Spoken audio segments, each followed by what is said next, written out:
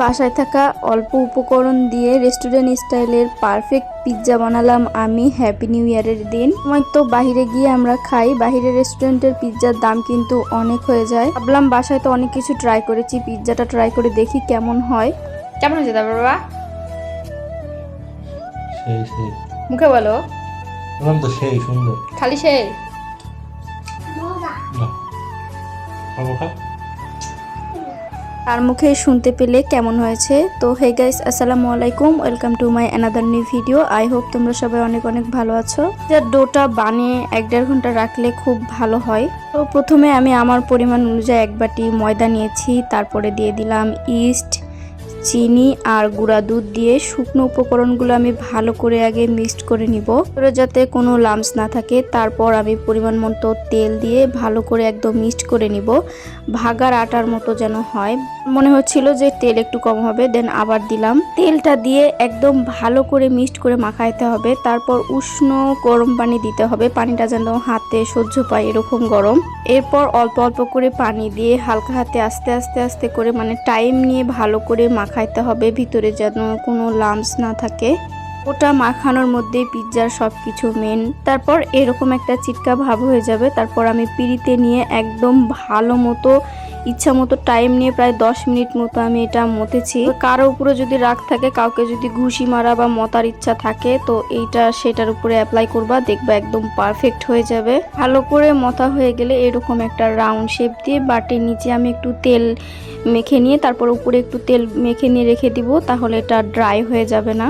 তারপরে আমি এটা ঢাকনা দিয়ে ঢেকে দিব, যেন কোনো বাতাস টাতাস ভিতরে না ঢোকে। তো ওটা রেডি করে রেখে দিলাম। এবার আদার্স যে কাজগুলো আছে সেগুলো আমি সেরে নিব। চিকেন একটু কিউব করে কেটে নিয়েছি, তারপর দিয়ে দিব গুঁড়ামরিচ, লবণ, তেল আর একটু বাটা মশলা দিয়ে ভালো করে একদম হালকা আছে আস্তে আস্তে করে একদম কুক করে নিব আমি। বেশি ভাজা ভাজা করা যাবে না, জুসি রাখতে হবে, না হলে শক্ত শক্ত লাগবে খাইতে। এরপর দেখো ডোটা ফুলে কেমন বড় হয়ে গিয়েছে আর কতটা সফট হয়ে গিয়েছে আটাটা। যদিও আমি 45 মিনিট মতো রেখে দিয়েছিলাম, তোমরা চাইলে 1.5-2 ঘন্টা রাখতে পারো, তাহলে আরো ফুলে আরো সুন্দর হবে আটাটা। যেহেতু বাবু খুব জেদ করতেছিল তাড়াতাড়ি খাওয়ার জন্য, আর বেশি রাখতে পারিনি। দেখো পিৎজাটা রেডি করার জন্য আমি নতুন একটা ফ্রাই প্যান বের করে নিয়েছি, যেন একদম পারফেক্ট হয়। পুরোনোতে দিলে যদি লেগে যায় এই ভয়ে আমি আর দেইনি। প্যানে আমি পিৎজাটা বানাবো, ওই প্যানে দিয়ে গোল শেপ করে নিয়ে তারপরে একটা কাঁটা চামচের সাহায্যে ফুটা ফুটা করে দিয়েছি যেন না ফুলে। তারপর সস দিয়ে দিলাম পরিমাণ মতো, যে যেমন সস খাইতে পছন্দ করেন ঠিক তেমনই দিয়ে দিবেন। তারপর দিয়ে দিলাম মজারেলা চিজ, তারপর কুক করা চিকেনগুলো দিয়ে দিলাম আমি। তারপর দিয়ে দিব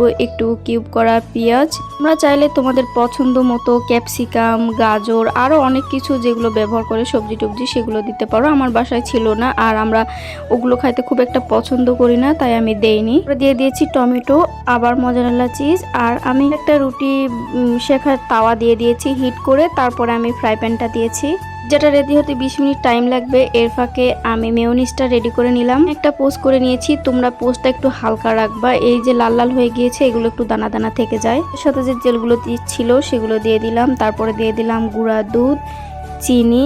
গুঁড়া দুধটা একটু বেশি করে দিবা তোমরা, তাইলে খাইতে একটু বেশি মজা হবে। চিনিটা আমি 1 চামচ মতো দিয়ে দিচ্ছি। তারপরে দিয়ে দিলাম গোলমরিচ, পরে দিতে হবে ভিনেগার। আমার বাসায় ভিনেগার ছিল না, তাই আমি দিয়ে দিয়েছি লেবু।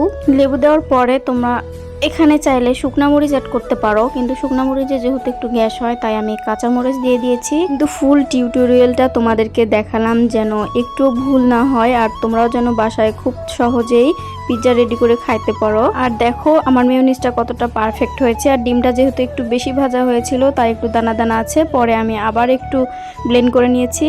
পিৎজাটা আমার রেডি হতে 20 মিনিট মতো টাইম লেগেছিল একদম লো হিটে। তারপরে ঢাকনাটা খুলে আমি একটা কাঠির সাহায্যে দেখে নিলাম যে কাঠিটা স্মুথ আসছে কিনা। তারপর দেখো আমার পিৎজাটা কতটা পারফেক্ট হয়েছে, একদম রেস্টুরেন্টের মতো। আর আমরা যেহেতু গরিব, পিৎজা কাটার আমার বাসায় নাই, তো তোমরা বাসায় বানিয়ে খাবা আর আমাকে জানাবা।